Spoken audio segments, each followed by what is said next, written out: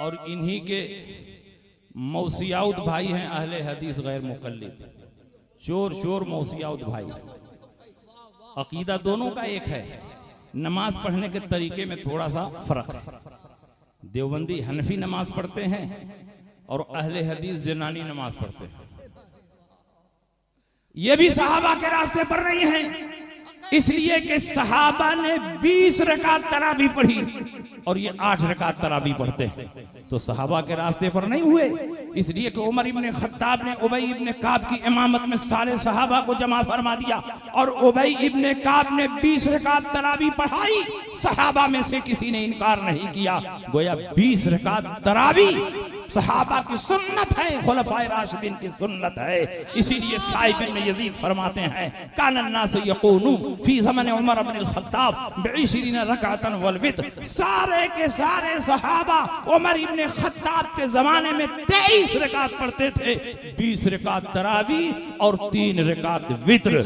यही हजरत उमर के जमाने में हुआ, यही हजरत उस्मान के जमाने में हुआ, यही हजरत अली के जमाने में हुआ। गोया खुलफाए राशिदीन की सुन्नत है कि तरावी 20 रकात पढ़ी जाए। और नबी ने फरमाया अलैकुम बिसुन्नती व सुन्नतिल खुलफाए राशिदीन अल महदीयीन, तुम पर मेरी सुन्नत की पैरवी लाजिम है और खुलफाए राशिदीन की सुन्नत की पैरवी भी लाजिम है। जो 20 रकात पढ़ रहे हैं वो बिदअत नहीं कर रहे हैं, बल्कि खुलफाए राशिदीन की सुन्नत पर चल रहे हैं। और खुलफाए राशिदीन की सुन्नत पर चलना ये हकीकत में रसूल पाक की इताअत है। लाजवाब लाजवाब। नमाज पढ़ना हुआ तो घटा दिया, और गोश्त खाना हुआ तो बढ़ा दिया। का कुर्बानी 3 दिन नहीं है 4 दिन। सारे सहाबा 3 दिन कुर्बानी करते रहे। 1400 साल से 3 दिन कुर्बानी होती रही। और मक्का की सरजमीन पर, उस पाक सरजमीन पर जब से इन नापाकों की हुकूमत कायम हुई तो इन्होंने कहा कुर्बानी 3 दिन नहीं है बल्कि 4 दिन है। सारे सहाबा गलत, ताबईन गलत, अइम्मा मुज्तहिदीन गलत, औलिया कामिलीन गलत, सारी दुनिया के हुज्जाज गलत। कुर्बानी 3 दिन नहीं है बल्कि 4 दिन। और अजिल्ले सहाबा की रिवायतें मौजूद हैं जिसमें हजरत अली, हजरत उमर, अब्दुल्ला इब्न उमर, बरा इब्न आजिब, अय्यामुन नहर सलासतुन अफजलुहा अव्वलुहा। कुर्बानी 3 दिन है और पहले दिन कुर्बानी करना अफजल है। मगर गोश्त खाना हुआ तो बढ़ा दिया, नमाज पढ़ना हुआ तो घटा दिया। कि अगर तुम हनफी बनोगे 20 पढ़नी पड़ेगी, शाफी बनोगे 20 पढ़नी पड़ेगी, मालिकी बनोगे 20 पढ़नी पड़ेगी, हम्बली बनोगे 20 पढ़नी पड़ेगी। सबसे बेहतर यही है कि गैर मुकल्लिद बन जाओ, 8 ही रकात में काम चल जाए। दिन भर बिजनेस तिजारत में दौड़ते रहते हैं, झूठ फसाद बोलते रहते हैं, तो अब रात को 20 रकात तरावी कैसे पढ़ पाएंगे? तो खुद बदलते नहीं, कुरान को बदल देते हैं। हुए किस दर्जा फकीहाने हरम बेतौफीक। और इनके एक मुज्तहिद है सिद्दीक हसन भोपाली, उन्होंने तो अपनी किताब बदरुल अहिल्ला में यहां तक फतवा दे दिया कि एक बकरे में 100 आदमियों की कुर्बानी जायज। ऐसा फतवा कहीं आपने सुना था? महंगाई के एतबार से इनका फतवा भी बदल रहा। पहले एक बकरे में एक की कुर्बानी होती थी, जब बकरा महंगा हो गया तो अब एक बकरे में 100 आदमियों की कुर्बानी होने लगी। और यह भी लिख दिया कि सबकी कुर्बानी हो गई, सबके जिम्मे से वजूद साकित हो गया, अब किसी को अलग से कुर्बानी करने की जरूरत नहीं है। कलकत्ता के शमा नियाजियों की मीटिंग हुई। शमा नियाजी नेताओं ने अपने मौलवियों पर दबाव बनाया कि तुम लोग तो नई नई बातें पैदा नहीं करते हो, इसीलिए शमा नियाजी जमात आगे नहीं बढ़ रही है। तुम लोग भी नई नई बातें पैदा करो, सहूलतें पैदा करो। जब तुम नई नई सहूलतें निकालोगे तो लोग तुम्हारी जमात में शामिल होंगे, तुम्हारी जमात भी बढ़ती रहेगी। गैर मुकल्लिदीन को देखो, आए दिन नया नया फतवा, नई नई चीजें लोगों के सामने पेश करते रहते हैं। शमा नियाजियों की मीटिंग हुई, 3 दिन तक कलकत्ता की सरजमीन पर सेमिनार हुआ और 3 दिन के बाद उन्होंने फतवा जारी किया कि अगर एक बकरे में 100 आदमियों की कुर्बानी जायज है तो एक मुर्गे में 7 आदमियों की कुर्बानी जायज है। तो बताइए ये जन्नती हो सकते हैं? इन दोनों का फतवा बता रहा है कि ये जन्नती नहीं है, जहन्नमी। रसूल पाक सय्यद आलम सल्लल्लाहु अलैहि वसल्लम ने फरमाया फमिन आयाकुम फइन्नहा अला सिरात मतायाकुम, मोटे और फरबा जानवरों की कुर्बानी करो, क्योंकि इसी कुर्बानी के जानवर पर बैठकर पुल सिरात पार करना। जिस कुर्बानी के जानवर को आप ज़बह करते हो उसी पर बैठकर पुल सिरात पार करोगे। जानवर मोटा होना चाहिए, फरबा होना चाहिए, ताकि तुम उस पर बैठकर पुल सिरात पार कर सको। और बुखारी की दूसरी हदीस में है कि इसी पुल सिरात के नीचे जहन्नम है। तो दोनों हदीसों को जोड़ दो। जब एक बकरे पर 100 गैर मुकल्लिद सवार होंगे और एक मुर्गे पर 7 शमानियाजी सवार होंगे तो बकरा भी वहीं उलट जाएगा, मुर्गा भी वहीं उलट जाएगा। बताओ ये दोनों कहां जाएंगे? जहन्नम में जाएंगे। हमको जहन्नम में नहीं जाना है, इसलिए हम जहन्नमियों के साथ नहीं रहेंगे, हम जन्नतियों के साथ रहेंगे। जन्नती गौसे पाक है, जन्नती ख्वाजा अजमेरी है, जन्नती कुतुबुद्दीन बख्तियार काकी है, जन्नती महबूब इलाही है, जन्नती सिर्री सिख्ती है, जुनैद बगदादी है, बायजीद बुस्तामी है, जुन्नून मिस्री है, जकरिया मुल्तानी है, यहिया मुनीरुद्दीन शरफी है और मखदूम माहिमी मखदूम कचौजवी है। दौरे अखीर के सबसे बड़े इमाम, दौरे अखीर के सबसे बड़े मुजद्दिद, दौरे अखीर के सबसे बड़े मुहक्किक आला हजरत इमाम अहमद रजा जन्नती हैं। इसलिए हम किसी और के रास्ते पर नहीं बल्कि इन बुजुर्गों के रास्ते पर चलेंगे। इन बुजुर्गों ने 20 रकात तरावी पढ़ी, इसलिए हम 20 रकात तरावी पढ़ेंगे। ये बुजुर्ग गौसे पाक रज़ी अल्लाह तआला अन्हु और उनके ऊपर के और उनके नीचे के सब नबी के गैब पर ईमान रखते थे, हम भी नबी के गैब पर ईमान रखेंगे। सब शफाअत पर ईमान रखते थे, हम भी शफाअत पर ईमान रखेंगे। इसलिए कि जो औलियाए किराम का रास्ता है यही हकीकत में सिराते मुस्तकीम है। लाजवाब नारे तकबीर, नारे रिसालत, फैज़ाने आला हजरत, यादे हुसैन कॉन्फ्रेंस, सरजमीने कादरी महल्ला। अब बताइए, ये गैर मुकल्लिदीन सिर्फ धोखा देने के लिए हदीस का नाम लेते, वरना हकीकत में ये हदीस पर अमल नहीं करते। हकीकत में अहले हदीस वो है जो सारी हदीसों पर अमल करे। और एक हदीस पर अमल करो और 3 हदीस को छोड़ दो तो तुम अहले हदीस कहाँ हुए? तुम तो तारिके हदीस हुए, तुम तो मुनकिरे हदीस हुए। हिंदुस्तान का कोई भी अहले हदीस आए और मेरे सामने इस तरह 2 रकात नमाज पढ़कर दिखा दे कि किसी हदीस पर अमल न छूटे तो मैं गुलामी लिखवाने के लिए तैयार हूँ। तुम जैसे ही नमाज शुरू करोगे तो हाथ उठाने में झगड़ा शुरू हो जाएगा। यहाँ तक हाथ उठाया जाए कि यहाँ तक हाथ उठाया जाए, दोनों रिवायत मौजूद है। अगर तुम यहाँ तक हाथ उठाते हो तो कान की लौ वाली हदीस छूट गई, और कान की लौ तक हाथ उठाते हो तो यहाँ वाली हदीस छूट गई। और एक ही हदीस पर अमल कर पाओगे, दोनों हदीस पर अमल नहीं हो पाएगा। इसलिए तुम अहले हदीस बन ही नहीं सकते। और चाहे तुम यहाँ हाथ उठाओ, यहाँ हाथ उठाओ, उसके बाद हाथ कहीं बांधना है ना तो नाफ के नीचे बांधोगे कि नाफ के ऊपर बांधोगे कि हाथ छोड़कर नमाज पढ़ोगे। 3 रिवायत मौजूद है। अगर नाफ के नीचे हाथ बांधते हो तो नाफ के ऊपर वाली हदीस पर अमल नहीं हुआ, नाफ के ऊपर हाथ बांधते हो तो नीचे वाली हदीस पर अमल नहीं हुआ, और अगर हाथ बांधते हो तो छोड़ने वाली हदीस पर अमल नहीं हुआ। तो एक ही हदीस पर अमल कर पाओगे, बाकी 2-3 हदीसें छोड़नी पड़ेंगी। इसलिए तुम अहले हदीस नहीं हो सकते।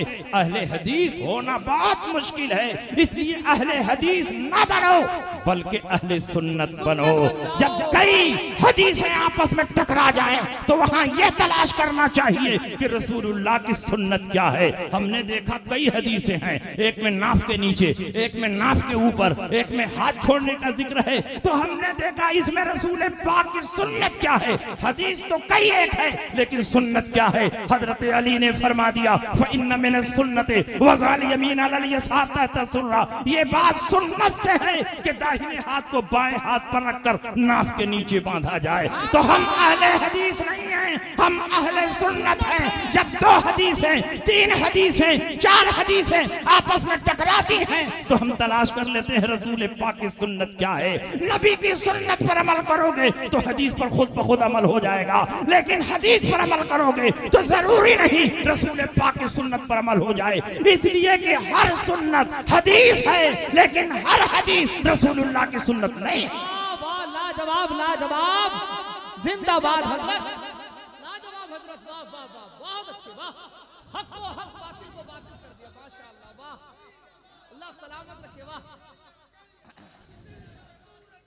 बहुत अच्छे हजरत, वाह माशाअल्लाह, वाह वाह, जिंदाबाद जिंदाबाद हजरत। हम लोगों से बात बात पर बुखारी की हदीस का मुतालबा।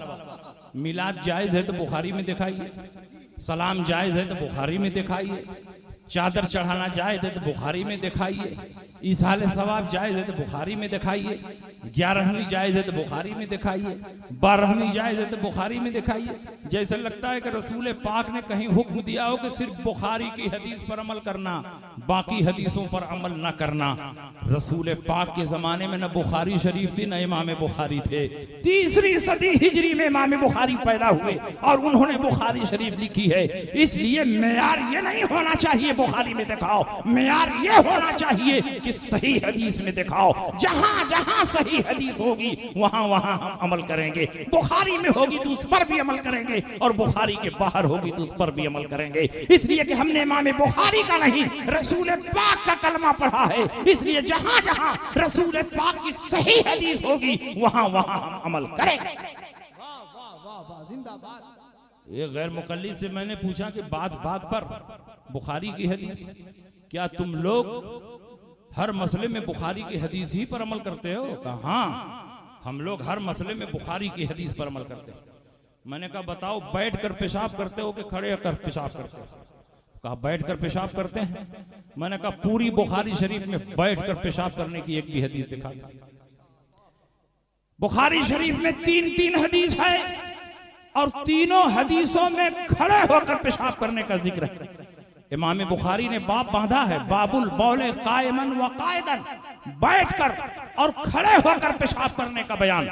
हेडिंग लगाई है, उन्वान कायम किया है, लेकिन 3 हदीसें हुज़ैफा इब्नुल यमान की जिक्र की है और तीनों हदीसों में खड़े होकर पेशाब करने का जिक्र है, बैठकर पेशाब करने का जिक्र नहीं है। बुखारी में जो हदीस है वो ये है, अतन नबी सल्लल्लाहु अलैहि वसल्लम सुबात कौमिन फबाला काइमन व तवज़्ज़ा व मसहा अला नासियतिही। हुजूर अलैहिस्सलाम कौम के घूर के पास आए, खड़े होकर पेशाब किया और पानी मंगाया, वजू फरमाया और अपनी पेशानी के अगले हिस्से पर मसह किया। तो बुखारी में खड़े होकर पेशाब करने का जिक्र है, तो क्या दुनिया के मुसलमान अब खड़े होकर पेशाब करें इसलिए कि बुखारी शरीफ में खड़े होकर पेशाब करने का जिक्र है? हरगिज़ नहीं, इसलिए कि हजरत आयशा सिद्दीका फरमाती है, मन हद्दसकुम अन्ना नबी सल्लल्लाहु अलैहि वसल्लम काना यबूलु काइमन फला तसद्दक़ूहु फमा काना यबूलु इल्ला काइदन। जो तुमसे ये हदीस बयान करे कि रसूल पाक सल्लल्लाहु अलैहि वसल्लम खड़े होकर पेशाब करते थे, तुम उसकी बात न मानना, क्योंकि रसूल पाक ने जब जब पेशाब किया है बैठकर पेशाब किया है, कभी खड़े होकर पेशाब नहीं किया है। ये हजरत आयशा फरमा रही हैं और बीवियों को शौहरों के बारे में ज्यादा जानकारी होती है, इसलिए कि दिन रात वो घर में देखती हैं। बाहर के सहाबा ने वो नहीं देखा होगा जो हजरत आयशा ने देखा है। वो फरमाती है नबी ने जब जब पेशाब किया है बैठकर पेशाब किया है, कभी खड़े होकर पेशाब नहीं किया है। लेकिन हम अहले हदीस नहीं हैं कि एक हदीस पकड़ ले दूसरी हदीस को छोड़ दें। जब हदीसों में टकराव होता है तो हम अपने इमामों की बारगाह में आते हैं, आप हमें रास्ता दिखाइए।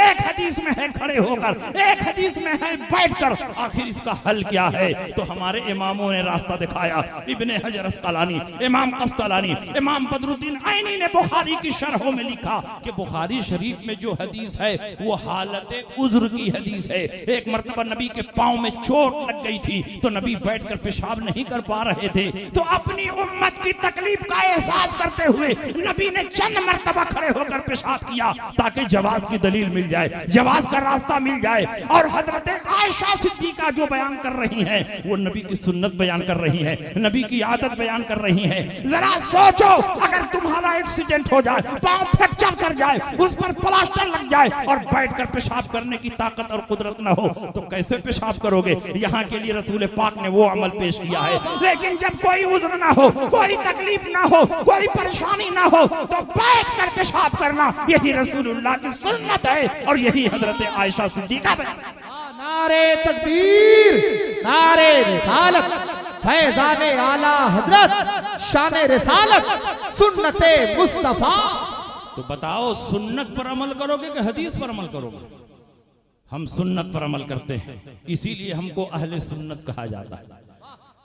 और सुनिए, नबी अकरम सल्लल्लाहु अलैहि वसल्लम के सहाबा को छोड़कर कोई हदीस पर भी अमल नहीं कर सकता।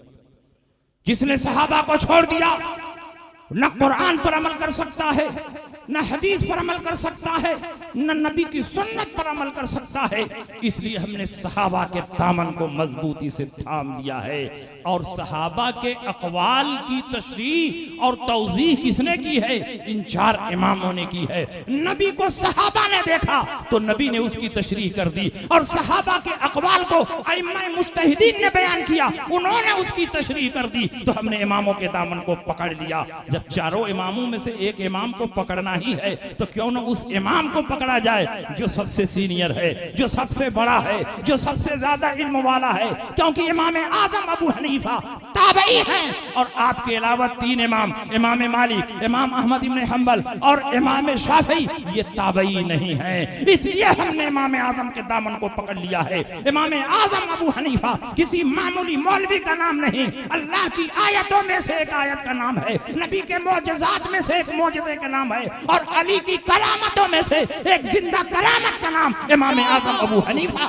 जिंदाबाद जिंदाबाद, लाजवाब लाजवाब। बड़े बड़े मसाइल जो मुहद्दिसीन हल नहीं कर पाते तो भागकर इमाम आजम की खिदमत में आते।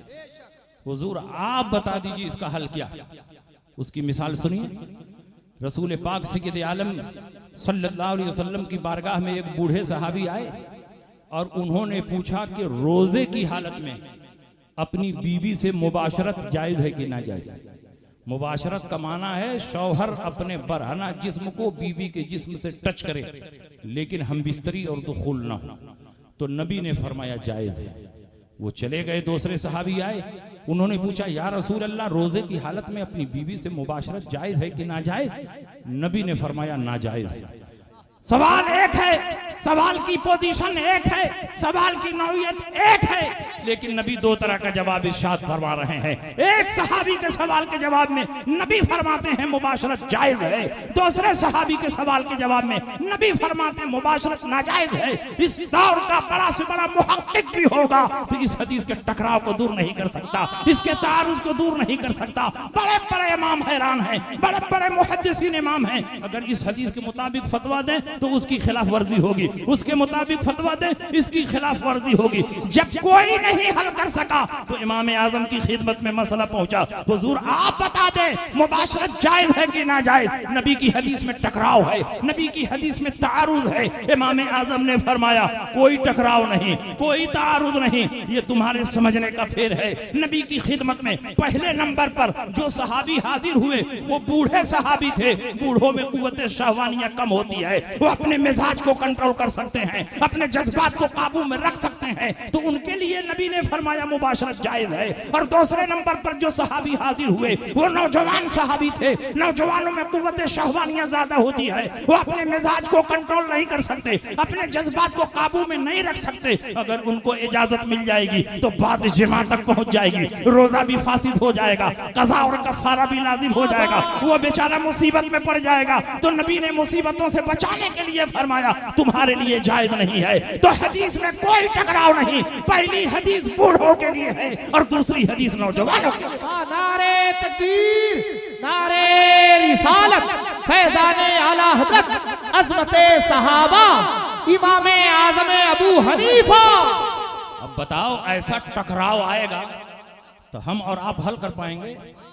बड़े बड़े मुहद्दिसीन हल कर पाएंगे? बड़े बड़े मुफ्ती हल कर पाएंगे? तो जरूरत पड़ेगी एक इमाम की। इसीलिए हमने इमाम आजम के दामन को मजबूती से थाम लिया है कि हम अपनी अक्ल से कोई फैसला नहीं करेंगे। आपने नबी की हदीसों को बहुत गहराई में उतर कर समझा है, कुरान की आयतों को समझा है, सहाबा की जिंदगी को बहुत करीब से देखा है। इसलिए आप जो फैसला करेंगे हम उस फैसले पर चलेंगे। इसलिए हमने इमाम आजम के दामन को थाम लिया। अगर तुम वाकई कुरान पर अमल करना चाहते हो तो किसी इमाम के दामन को पकड़ लो। तकलीद के बगैर कुरान और हदीस पर अमल नामुमकिन है। इस दौर का बड़ा से बड़ा मुफ्ती अगर डायरेक्ट कुरान और हदीस से मसला निकालेगा कदम कदम पर ठोकर खाएगा, न कुरान पर अमल कर पाएगा न हदीस रसूल पर। मगर ये गैर मुकल्लिदीन, ये गैरत बेशरम ये कहते हैं कि नहीं हम तो डायरेक्ट खुद ही कुरान और हदीस से निकाल लेते हैं। हमको किसी इमाम की जरूरत नहीं है। और मसला जब निकालने लगे तो ऐसा ऐसा मसला निकाला कि मसले को मसाला ही बना दिया। एक मसला ये भी निकाला कि सूअर का गोश्त हराम है मगर चर्बी हराम नहीं है। पूछा गया दलील क्या है? कहा दलील कुरान की आयत है, हुर्रिमत अलैकुमुल मैततु वद्दमु वलहमुल खिंजीर। अल्लाह ने तुम्हारे ऊपर मुर्दार हराम किया, अल्लाह ने तुम्हारे ऊपर खून हराम किया, अल्लाह ने तुम्हारे ऊपर सूअर का गोश्त हराम किया। ये कहते हैं अल्लाह ने सूअर के गोश्त को हराम किया है, आयत में चर्बी का कहां जिक्र है, इसलिए गोश्त हराम रहेगा और चर्बी हलाल रहेगी। मैंने कहा तुमने बिल्कुल अपने हिसाब से ठीक मसला निकाला है। तुम्हारे लिए चर्बी हलाल रहेगी क्योंकि उसी कुरान में अल्लाह ने यह भी फरमाया, अल खबीसातु लिल खबीसीना वल खबीसूना लिल खबीसात वत्तय्यिबातु लित तय्यिबीना वत्तय्यिबूना लित तय्यिबात। खबीस और नापाक चीजें नापाकों के लिए हैं, तय्यिबो ताहिर और पाक चीजें पाकों के लिए हैं। हम पाक हैं तो शब बारात का हलवा है, हम पाक हैं तो 11वीं का खिचड़ा है। तुम नजीस और नापाक हो तो तुम्हारे लिए सूअर की चर्बी है। इसलिए आप एक इमाम के दामन को मजबूती से थाम लीजिए और डायरेक्ट कुरान और हदीस से मसला निकालने की कोशिश करोगे, कदम कदम पर ठोकर खा जाओगे। बड़े बड़े सहाबा कुरान और हदीस से डायरेक्ट मसला ना निकाल सके। 1,24,000 कमोबेश सहाबा थे, लेकिन सिर्फ 21 सहाबा ऐसे थे जो कुरान और हदीस से मसला निकाल पाते। बाकी सारे सहाबा उन्हीं से पूछ पूछ कर अमल करते थे। क्या सहाबा के पास कुरान का इल्म नहीं था? क्या सहाबा के पास हदीसें नहीं थी? कुरान उनकी मादरी जबान में उतर रहा था, दिन रात मिशकात नबूवत से हदीसें सुन रहे थे, लेकिन किताबों सुन्नत में छुपी हुई अल्लाह और रसूल की मुराद को तलाश कर लेना ये हर आदमी का काम नहीं। ये वो काम कर सकता है जो मुज्तहिद हो और जिसको अल्लाह ने इल्मे दीन में फकीह बनाया।